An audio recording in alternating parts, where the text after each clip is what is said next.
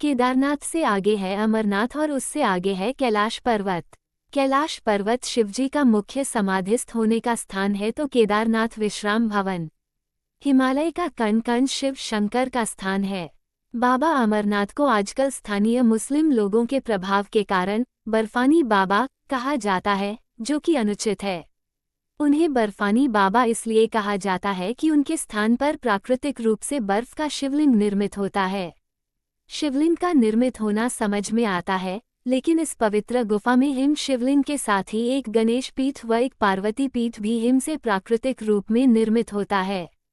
पार्वती पीठ ही शक्तिपीठ स्थल है। यहाँ माता सती के कंठ का निपात हुआ था। पार्वती पीठ 51 शक्तिपीठों में से एक है। यहाँ माता के अंग तथा अंगभूषण की पूजा होती है। ऐसे बहुत से तीर्थ हैं जहाँ प्राचीन काल में सिर्फ साधु संत ही जाते थे और वहाँ जाकर वे तपस्या करते थे।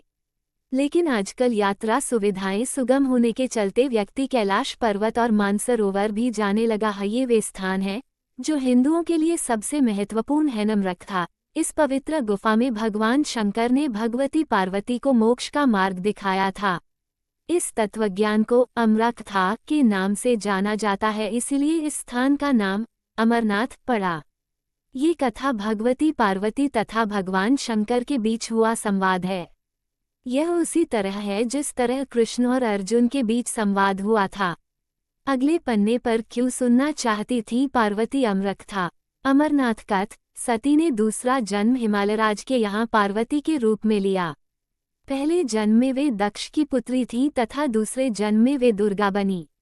एक बार पार्वती जी ने शंकर जी से पूछा, मुझे इस बात का बड़ा आश्चर्य है कि आपके गले में नरमुंड माला क्यों है।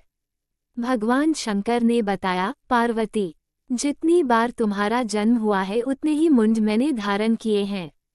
पार्वती बोली, मेरा शरीर नाशवान है, मृत्यु को प्राप्त होता है, परंतु आप अमर हैं, इसका कारण बताने का कष्ट करें। मैं भी अजर अमर होना चाहती हूँ। भगवान शंकर ने कहा, ये सब अमरकथा के कारण है। ये सुनकर पार्वती जी ने शिवजी से कथा सुनाने का आग्रह किया। बहुत वर्षों तक भगवान शंकर ने इसे टालने का प्रयास किया, लेकिन जब पार्वती की जिज्ञासा बढ़ गई तब उन्हें लगा कि अब कथा सुना देना चाहिए।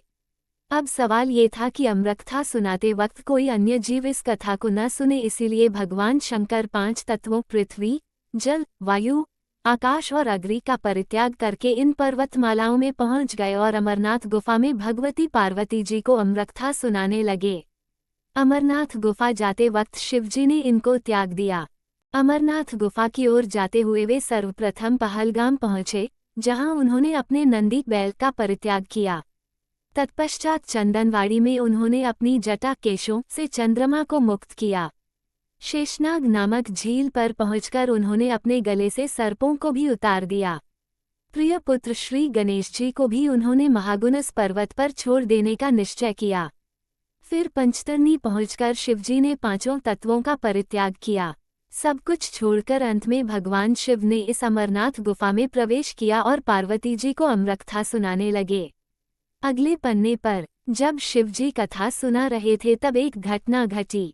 शुकदेव, जब भगवान शंकर इस अमृत ज्ञान को भगवती पार्वती को सुना रहे थे तो वहाँ एक शुक, हरा कटफोड़वा या हरी कंठी वाला तोता का बच्चा भी यह ज्ञान सुन रहा था। पार्वती कथा सुनने के बीच बीच में हुंकारा भरती थी। पार्वती जी को कथा सुनते सुनते नींद आ गई और उनकी जगह पर वहाँ बैठे एक शुक ने हुंकारी भरना प्रारंभ कर दिया। जब भगवान शिव को ये बात ज्ञात हुई तब वे शुक को मारने के लिए दौड़े और उसके पीछे अपना त्रिशूल छोड़ा। शुक जान बचाने के लिए तीनों लोकों में भागता रहा। भागते भागते वह व्यास जी के आश्रम में आया और सूक्ष्म रूप बनाकर उनकी पत्नी वटिका के मुख में घुस गया। वो उनके गर्भ में रह गया। ऐसा कहा जाता है कि ये 12 वर्ष तक गर्भ के बाहर ही नहीं निकले।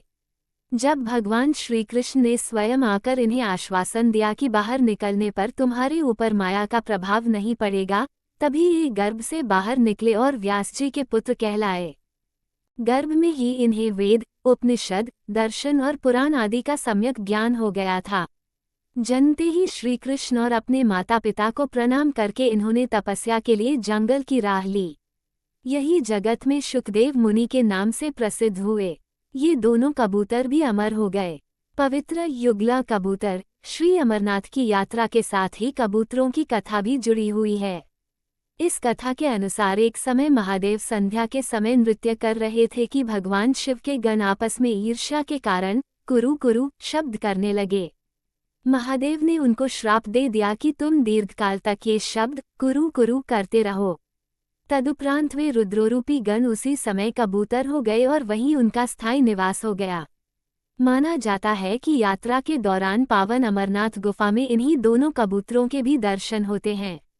यह आश्चर्य ही है कि जहां ऑक्सीजन की मात्रा नहीं के बराबर है और जहां दूर दूर तक खाने पीने का कोई साधन नहीं है, वहां ये कबूतर किस तरह रहते होंगे। यहाँ कबूतरों के दर्शन करना शिव और पार्वती के दर्शन करना माना जाता है। गुफा में हिमलिंग स्थापित होने की कथा। पार्वती जी भगवान सदाशिव से कहती हैं, प्रभु, मैं अमरेश महादेव की कथा सुनना चाहती हूँ। मैं ये भी जानना चाहती हूँ कि महादेव गुफा में स्थित होकर अमरेश क्यों और कैसे कहलाए। सदाशिव भोलेनाथ बोले, देवी, आदिकाल में ब्रह्मा, प्रकृति, स्थावर, पर्वतादि, जंगल, मनुष्य, संसार की उत्पत्ति हुई। इस क्रमानुसार देवता, ऋषि, पितर, गंधर्व, राक्षस, सर्प, यक्ष, भूतगण, कूष्मांड, भैरव, गीदड़, दानव आदि की उत्पत्ति हुई। इस तरह नए प्रकार के भूतों की सृष्टि हुई, परंतु इंद्रादि देवता सहित सभी मृत्यु के वश में थे। इसके बाद भगवान भोलेनाथ ने कहा कि मृत्यु से भयभीत देवता उनके पास आए। सभी देवताओं ने उनकी स्तुति की और कहा कि हमें मृत्यु बाधा करती है। आप कोई ऐसा उपाय बतलाएं जिससे मृत्यु हमें बाधा न करे। मैं आप लोगों की मृत्यु के भय से रक्षा करूंगा। कहते हुए सदाशिव ने अपने सिर पर से चंद्रमा की कला को उतारकर निचोड़ा और देवगणों से बोले, यह आप लोगों के मृत्यु रोग की औषधि है। उस चंद्रकला के निचोने से पवित्र अमृत की धारा बह निकली और वही धारा बाद में अमरावती नदी के नाम से विख्यात हुई। चंद्रकला को निचोड़ते समय भगवान सदाशिव के शरीर पर जो अमृत बिंदु गिरे वे सूख गए और पृथ्वी पर गिर पड़े। पावन गुफा में जो भस्म है वे इसी अमृत बिंदु के कण हैं जो पृथ्वी पर गिरे थे। सदाशिव भगवान देवताओं पर प्रेम न्योछावर करते समय स्वयं द्रवीभूत हो गए। देवगण सदाशिव को जलस्वरूप देखकर उनकी स्तुति में लीन हो गए और बारंबार नमस्कार करने लगे। भोलेनाथ ने देवताओं से कहा, हे देवताओं, तुमने मेरा बर्फ का लिंग शरीर इस गुफा में देखा है। इस कारण मेरी कृपा से आप लोगों को मृत्यु का भय नहीं रहेगा। अब तुम यहीं पर अमर होकर शिव रूप को प्राप्त हो जाओ। आज से मेरा यह अनादि लिंग शरीर तीनों लोकों में अमरेश के नाम से विख्यात होगा। देवताओं को ऐसा वर देकर सदाशिव उस दिन से लीन होकर गुफा में रहने लगे। भगवान सदाशिव ने अमृत रूप सोमकला को धारण कर देवताओं की मृत्यु का नाश किया, तभी से उनका नाम अमरेश्वर प्रसिद्ध हुआ।